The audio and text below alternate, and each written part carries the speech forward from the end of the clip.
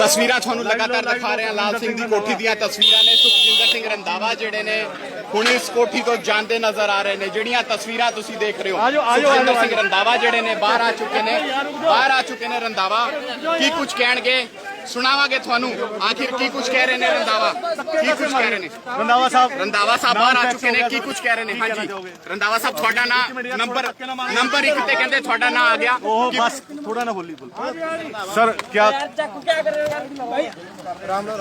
हिलो ना हां जी रंधावा साहब क्या कहना चाहोगे आप आगे तक कोई नाम किसी का सही नहीं हुआ जो हमारे ऑब्जर्वर बैठे हैं उन्होंने सभी के साथ करके सभी को पूछा है कि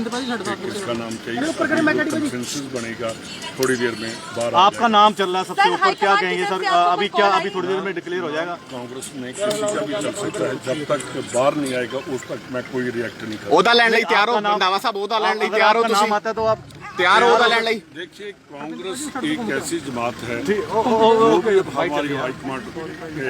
कहेगी तो हर वर्कर को वो एक्सेप्ट करना पड़ता है तो मैं भी एक छोटा वर्कर हूँ और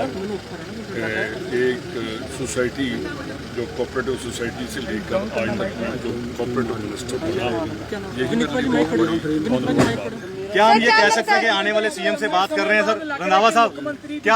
क्या आप आने वाले सीएम से बात कर रहे हैं ये कह सकते हैं बोल नहीं सकते खड़ी पहले अनाउंस हो जानी चाहिए और मालवा द्वापा हिंदी मालवा मालवा द्वापा यार बीच ना मुंह थोड़ा पीछे रखो ना जो माजे के थे वो मैं चीफ मिनिस्टर और जो यूनाइटेड पंजाब के वो चीफ मिनिस्टर थे उस टाइम ना पंजाबी थे ना माजा था ना मालवा था पर कैप्टन उन्होंने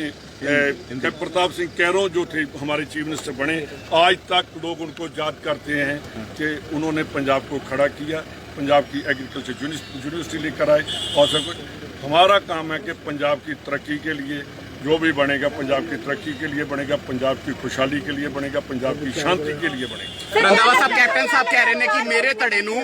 सीएम दा चेहरा चुनन लई मेरे धड़े नूं जेकर निगलैक्ट कीता ते फिर मैं इसदा विरोध भी कर सकदा। मैं कैप्टन साहब नूं एक रिक्वेस्ट करनी चाहुंदा कि ਅਸੀਂ ਵੀ ਉਹਨਾਂ ਦਾ ਹੀ ਚਿਹਰਾ ਉਹਨਾਂ ਦਾ ਦੂਸਰਾ ਰੂਪ ਸੀਗਾ ਸੁਖਜਿੰਦਰ ਸਿੰਘ ਰੰਧਾਵਾ ਉਹਨਾਂ ਦਾ ਦੂਸਰਾ ਰੂਪ ਸੀਗਾ ਸੁਖ ਸਰਕਾਰੀਆ ਉਹਨਾਂ ਦਾ ਪਹਿਲਾ ਰੂਪ ਸੀਗਾ ਤ੍ਰਿਪਤ ਰਜਿੰਦਰ ਸਿੰਘ ਬਾਜਵਾ ਅਸੀਂ ਆਪਣੇ ਮਾਝੇ ਤੋਂ ਕੈਪਟਨ ਸਾਹਿਬ ਨੂੰ ਲੈ ਕੇ ਚੱਲੇ ਔਰ ਅੱਜ ਵੀ ਉਨੀ ਸਾਡੇ ਮਨ ਦੇ ਵਿੱਚ ਰਿਸਪੈਕਟ ਆ ਜੋ ਅੱਜ ਤੋਂ 12-14 ਸਾਲ ਪਹਿਲਾਂ ਸੀ। ਕੈਪਟਨ ਸਾਹਿਬ ਸਾਡੀ ਫੈਮਿਲੀ ਦੇ ਮੈਂਬਰ ਹੈਡ ਸੀਗੇ ਆਪਣੇ ਪਰਿਵਾਰ ਦੇ ਵਿੱਚ ਕਈ ਵਾਰੀ ਕਈ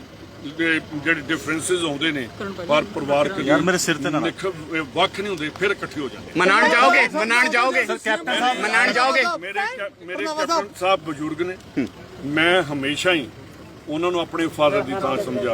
ਔਰ ਉਹਨਾਂ ਵੀ ਮੈਨੂੰ ਟਿੱਕੂ ਵਾਂਗੂ ਆਪਣੇ ਬੇਟੇ ਵਾਂਗੂ ਆਪਣੇ ਯੰਗਰ ਬ੍ਰਦਰ ਵਾਂਗੂ ਉਹਨਾਂ ਨੇ ਮੇਰੇ ਨਾਲ ਦੂਰੀਆਂ ਕਿਉਂ ਬਣੀਆਂ ਬੇਸ਼ੱਕ ਮੇਰੇ ਉਹਨਾਂ ਨਾਲ ਡਿਫਰੈਂਸਿਸ ਰਹੇ ਨੇ ਤੁਸੀਂ ਵੇਖਿਆ ਹੋਗਾ ਕਿ ਕੈਪਟਨ ਸਾਹਿਬ ਨੇ ਇੱਕ ਵਾਰੀ ਵੀ ਸੁਖਜਿੰਦਰ ਸਿੰਘ ਰੰਧਾਵਾ ਦੇ ਮੇਰੇ ਮੂੰਹੋਂ ਕੋਈ ਗੱਲ ਨਿਕਲ ਜਾਂਦੀ ਹੋਏਗੀ कैप्टन साहब ने कभी रिएक्ट नहीं की। रंधावा साहब अगर क्या कैप्टन साहब को साथ लेके चलेंगे अब जो नई सरकार बनेगी अगर ਤੁਹਾਡਾ ਨਾਮ ਅਨਾਉਂਸ ਹੋ ਜਾਂਦਾ ਅੱਜ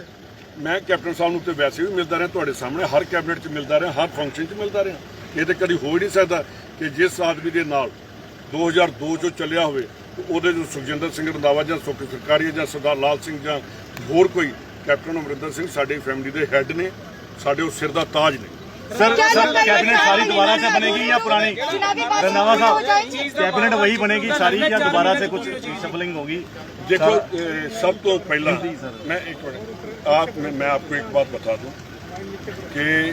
सरकार के लिए 4 महीने नहीं 4 दिन भी बहुत होते हैं। आदमी की अटेंशन क्लियर होनी चाहिए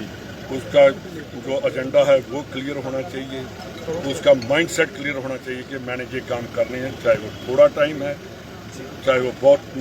ज़्यादा टाइम है। अगर किसी ने काम नहीं करना उसको चाहे 20 साल मंत्री बना दो मुख्यमंत्री बना दो वो नहीं कर सकता। अगर आपके मन में है तो पंजाब को जो है जितना टाइम मिलेगा ਰੰਧਾਵਾ ਸਾਹਿਬ आपका कहना है कि 4.5 साल में जो नहीं हुआ, अब ਐਕਸੈਪਟ ਹੋਏ ਨੇ 3 ਮਹੀਨੇ ਕੈਬਨਿਟ ਭੰਗ ਹੋਈ ਹੈ ਕਿਆ ਨਵੀਂ ਕੈਬਨਿਟ ਦੇ ਵਿੱਚ ਆਹੀ ਚਿਹਰੇ ਨਜ਼ਰ ਆਣਗੇ ਜਾਂ ਨਵੇਂ ਚਿਹਰਿਆਂ ਨੂੰ ਸਥਾਨ ਮਿਲੂਗਾ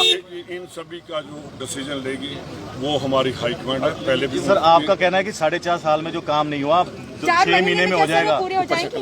करेंगे। आप मेरी बात सुनिए। एक बात बताना चाहता हूँ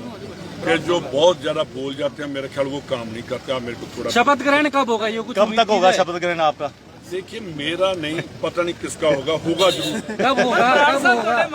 ਲੇਕਿਨ पर सारा यार थोड़ा ਰੰਧਾਵਾ ਸਾਹਿਬ ਜਿਸ ਤਰ੍ਹਾਂ ਦੀਆਂ ਗੱਲਾਂ ਸਮਾਈਲ ਦੱਸ ਰਹੀ ਹੈ ਤੁਹਾਡੀ ਸਮਾਈਲ ਦੱਸ ਰਹੀ ਹੈ ਕਿ ਸੰਕੇਤ ਮਿਲ ਚੁੱਕੇ ਨੇ ਮੇਰੀ ਇੱਕ ਮਿੰਟ ਸੁਣ ਲਓ ਮੇਰੀ ਕਦੀ ਵੀ ਤੁਸੀਂ ਜਦੋਂ ਵੀ ਦੇਖਿਆ ਚਾਹੇ ਮੈਂ ਟਰਬਲ ਚ ਮੇਰੀ ਫੇਸ ਤੇ ਹਮੇਸ਼ਾ ਸਮਾਈਲ ਰਹੀ ਆ